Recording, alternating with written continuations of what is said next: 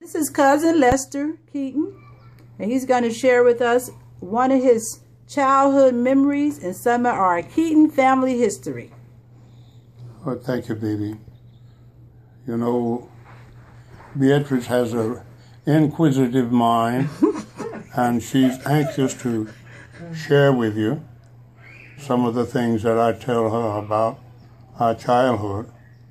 And I recall an incident when her father, Edgar, and Elmus, Lois, Robert, my brother Lorenzo, and myself had gone down on Browns Creek, and that was about a mile from where we lived, and we'd go swimming.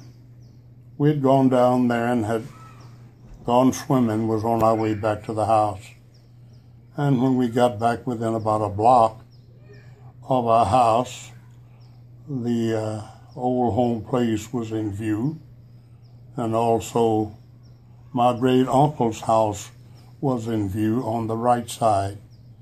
And in front of us, we saw 4 or 5 horses coming, and they were white boys. They stopped, and I don't know why, but white boys always wanted to wrestle with us. They had the superiority complex. But we've been told from youngsters to be careful around white people. And so we were cautious. They jumped down and they wanted to wrestle, or they wanted to box. We didn't want to do any of it at all. And we refused. Oh, come on, come on, come on.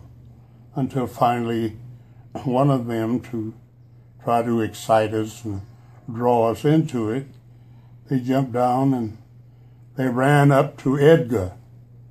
And when he ran up to Edgar, Edgar just flopped him just like he was handling a rag doll or something. My daddy. Yes, he did. He just flopped him over. Well, when he did that, the boy got up and he went toward him. He just flopped him again. Well, there was one among us that was in his late teens. As a matter of fact, he could have been grown. But he jumped down off of his horse. And when he jumped down off his horse, he had a knife. And one of the young men saw our grandfather, which was only about maybe 30 or 40 yards from us. And grandfather said, "All right, stop that." And so they said, "This is Uncle Jim."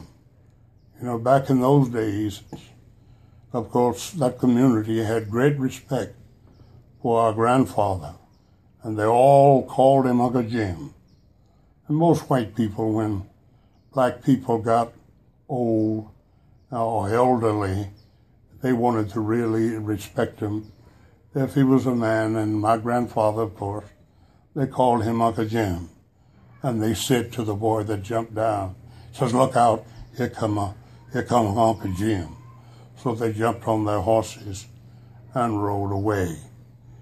But we don't know what would have happened, but grandfather gave us a good scolding when he walked up and said, "You don't want to wrestle and play at that time with white men. They are not your friends. Don't care how much they laugh and do all of that. So remember, don't play their game. So you just walk away, and whenever they want to talk, and you just walk away and come on from the house." And he said, "Now it's a good thing that I saw you kids from the house when those boys stopped you and jumped down and was trying to get you to wrestle. I left, and that's why I was able to save you what might have been something deadly, because I know and the others know that the older one, which may have been a grown man, I don't know, but he was very young, had pulled out his pocket knife and jumped down off of the horse because he didn't like to see his friend or whoever they were seeing him thrown down the way Edgar was able to do him. I don't know that Edgar was had so much more strength than he did, but whatever it was, he was no match for him. And that was a convincing lesson to the rest of us. It should have been that they were not able to push us over and we were not inferior. White people, I don't know, back in those days, youngsters especially, were taught that blacks were inferior to white people. Your skin has nothing to do with it. Young folk, most of you are grown now, and you know it. We're all the same beneath our skin, and we're all intelligent. Make no difference whether you are black, whether you are white, whether you are red, or whether you are brown, or whether you're yellow. It doesn't make any difference.